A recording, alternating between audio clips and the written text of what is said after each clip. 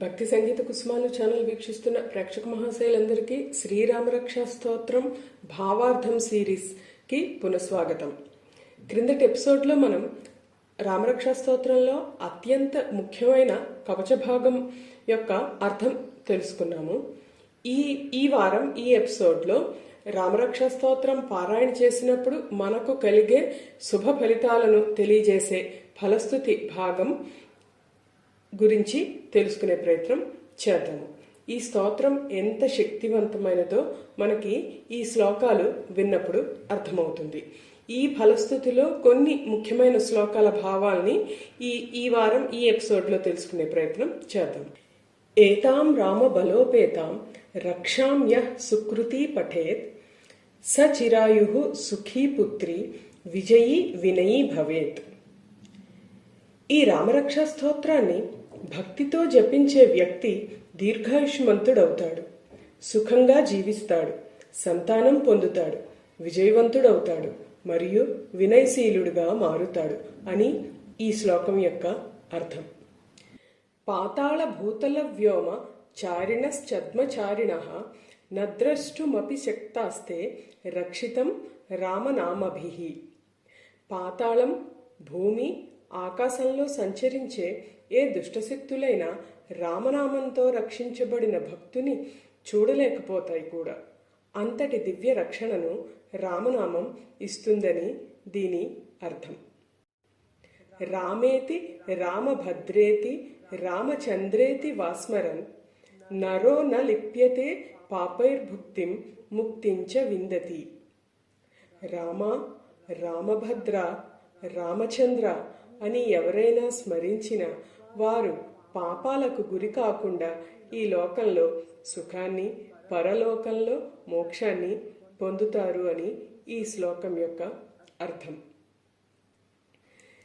జగజ్జైత్రైక మంత్రేణ రామనామ్నాభిరక్షితం యః కంఠే ధారయేత్ తస్య కరస్థ సర్వసిద్ధయః. జగత్తులో విజయం అందించే మంత్రం అయిన రామనామాన్ని హృదయంలో నిలిపిన వారికి అన్ని విజయములు, సిద్ధులు వారి చేతిలో ఉంటాయి అని ఈ శ్లోకం యొక్క అర్థం.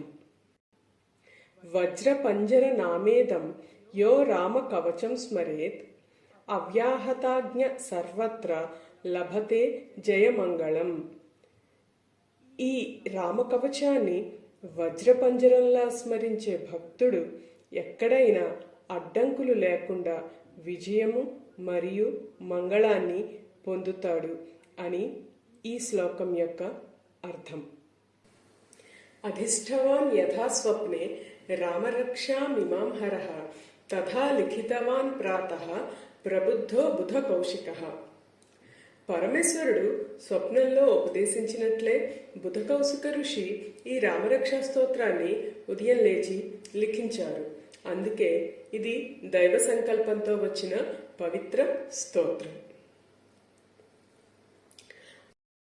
అరామః కల్పవృక్షాణాం విరామః సకలాపదాం అభిరామః త్రిలోకానాం రామాం శ్రీమాం సనః ప్రభువు. భక్తులకు కల్పవృక్షంలా వారి కోరికలను తీర్చేవాడు, సమస్త కష్టాలకు విశ్రాంతినిచ్చే పరమాశ్రయం, మూడు లోకాలకు ఆనందాన్ని ప్రసాదించే అందమైన దివ్య స్వరూపుడు.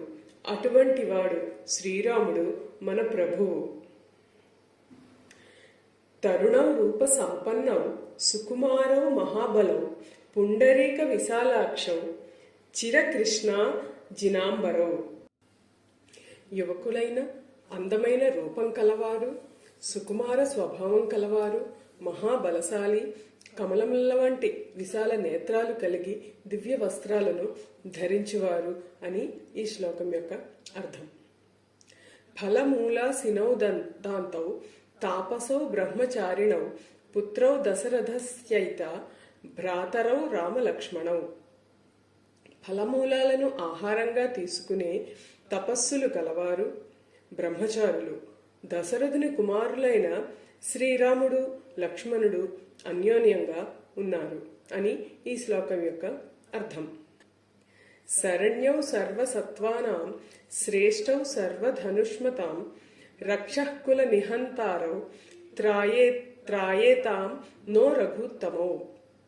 సర్వజీవులకు ఆశ్రయం ఇచ్చేవారు, ధనుర్విద్యలో శ్రేష్ఠులు, రాక్షసులను సంహరించే వీరులు, అటువంటి రఘుకుల శ్రేష్ఠులు మనలను రక్షించాలి అని ఈ శ్లోకం యొక్క అర్థం. అత్తసజ్జ ధనుష విషసృసావక్షయాసుగా నిసంగ సంగినౌ రక్షణాయ మమ రామలక్ష్మణావగ్రతః పది సదైవ గచ్చతాం. విల్లు బాణాలతో సిద్ధంగా ఉన్న రాముడు లక్ష్మణుడు ఎప్పుడు నా ముందుగా నడుస్తూ నన్ను రక్షించాలి అని ఈ శ్లోకం యొక్క అర్థం.